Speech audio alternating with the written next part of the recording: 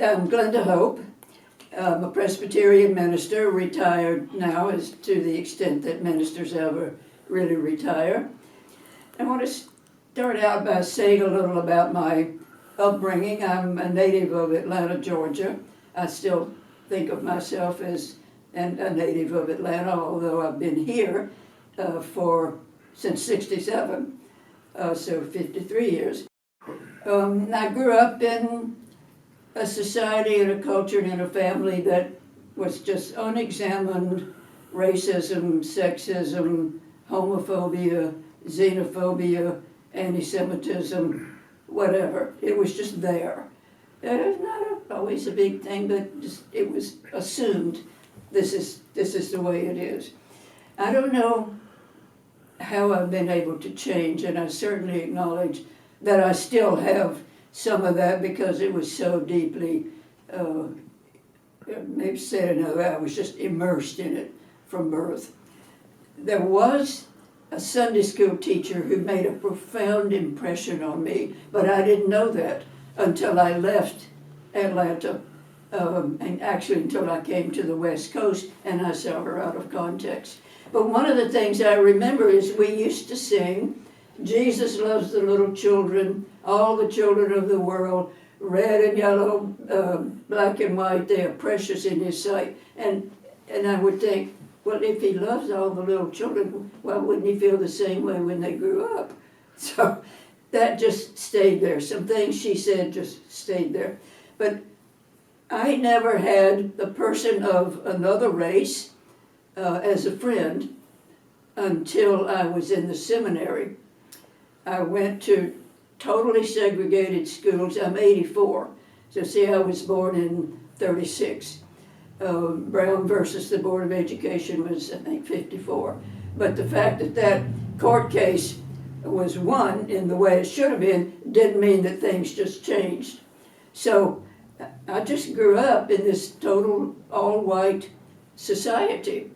And as far as anybody knew, all straight society and certainly all patriarchal. My first encounter didn't start out too well. There were two seminaries there. I went to the one that prepared people, but it was mostly women, to do Christian education. The one across the street prepared people, all of them were men, for professional ministry. And then we had a mixture, folk dancing, and I went. And we would change partners regularly. The men were on the inside ring, the women on the outside, moved. And all of a sudden, I was dancing with a black man. I still remember I had almost a visceral reaction. This was the deepest taboo. This was the deepest taboo, black and white, especially if the woman was white and the man was black. Nobody, of course, ever talked about, in my upbringing, all the white men and their exploitation of black women. That was a given. But so that man became one of my dearest friends. He was such a gracious, wonderful man. I know he could see the reaction on my face. And he whispered to me, "It's okay," and just yeah. So we stayed friends until his death in the late 80s. I remember another situation when he and I were going somewhere, I don't know where, in his car. And he pulled in to get gas and stopped, and then he pulled up a little bit more. And he got out of the car and went around to the back. When we left the gas station, he said, "I pulled up because the people on the other side of the pump were staring at you, at me. I'm a white woman sitting in the front seat with a black man. Both of us about the same age." So, I mean, he clearly was not driving Miss Daisy, it was, yeah. So I had a feeling, I can still remember it, of utter shame. Shame for white people, for the whole situation. He was my friend, and he was so aware. I wasn't aware. He was so aware. So it was while I was in the seminary there that I became involved in the civil rights movement. I was doing an internship with college students. There were 5 colleges. Everyone had a seminary intern from one of the 2 schools.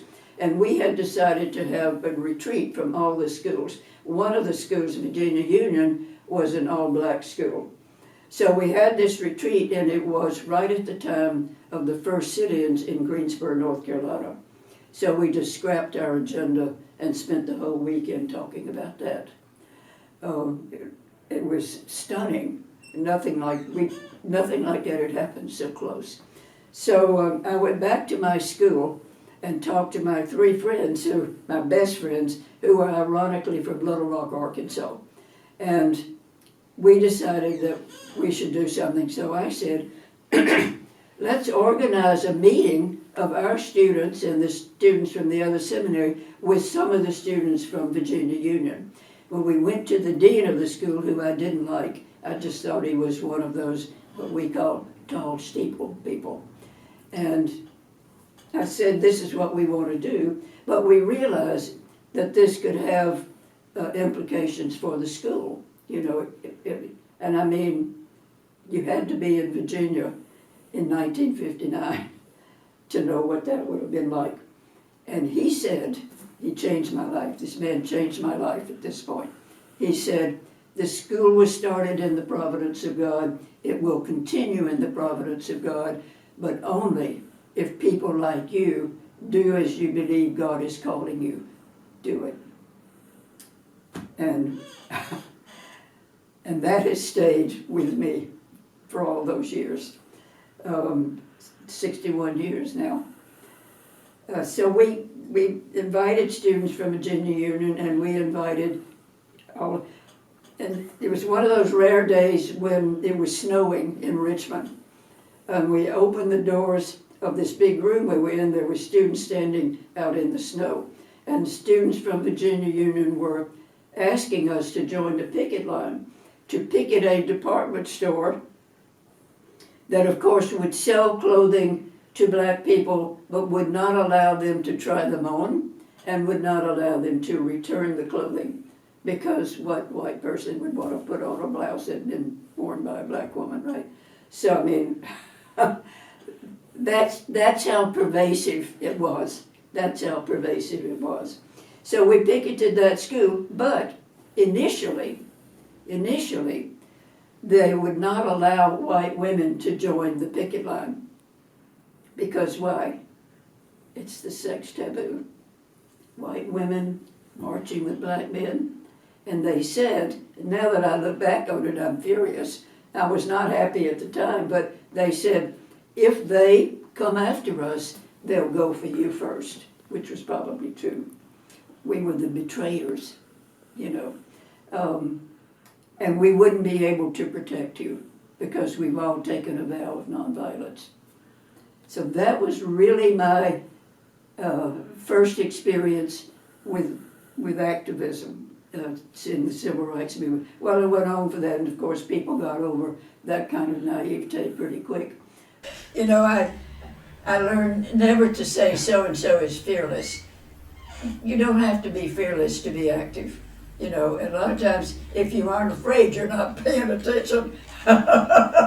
Yeah. So I learned that fear is not the absence of courage. In fact, just the opposite.